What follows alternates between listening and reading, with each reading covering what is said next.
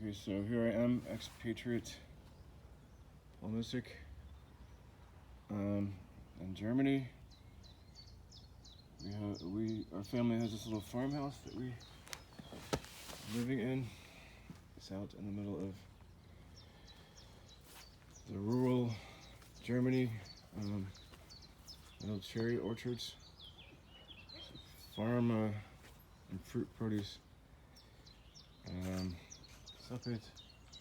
Farm and fruit produce house.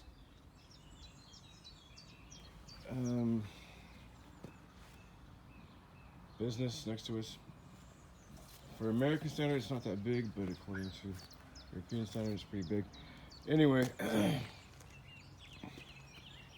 I am installing this little robot to cut our grass.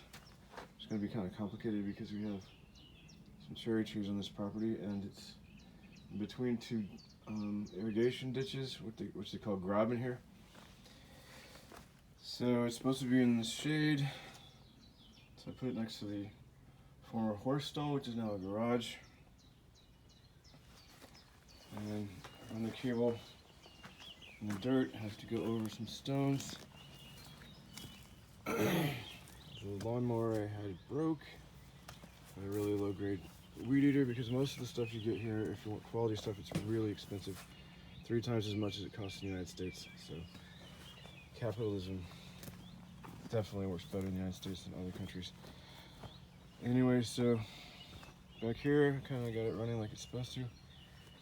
I'm just hoping that the uneven stones don't damage the robot. I think our robot we got is too small, but like I said, expense. Anyway, so a little walnut tree here. So I ran this best I could so it doesn't fall into the ditch. I hope this works. I have like 1/4 to half an acre to do here. So this is the old pig pen. You can see where the pigs used to come out and play in the mud of the ditch. Now I just pile up old stones here.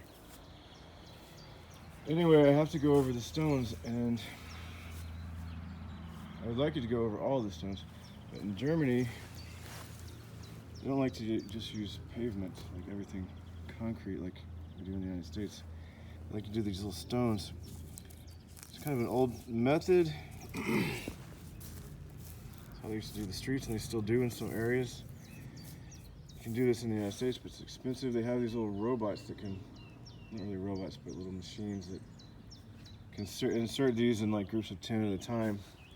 It's handy for when you have somebody has to work under the ground, because you just pick up the stones and put them back together like a jigsaw puzzle. But the disadvantage of it is the grass and moss will grow through the cracks, and we don't only have a grass and moss problem here, we also have ants which dig up through the stones and bring up the dirt, and then the grass takes seeds. And this property, I just do not have time or money to keep up with it, so nature has kind of taken over in the less high traffic spots. The high traffic spots, like the driveway, is mostly tracked down by the cars. But anyway, I'm going to try to run this through the stones and keep the cutter high enough so it doesn't cut its own freaking cable. I looked up some things on YouTube on how to do this, but it's really, the system's not designed to go over stones. So I don't know if this is even going to work. I hope it does, but I'll give updates. I'm using really cheap camping stakes to secure it through the cracks, and little curved tacks to get it through the cracks as well, and hopefully that holds. Right here is a little pig stall, which I'm using as a paint booth now for my sculpture and art projects. But anyway, so this is how I'm starting, and I hope it goes. I hope this works. I'll continue to update this Stuff like this make me really miss living in the United States, because this just is a pain in the butt. I mean, it's a certain level of fascination. It's quaint and cool. Like, they still have old stone windmills that operate here, and it's kind of cool. You can go and buy wheat and flour, or flour I should say, from an old windmill that actually operates.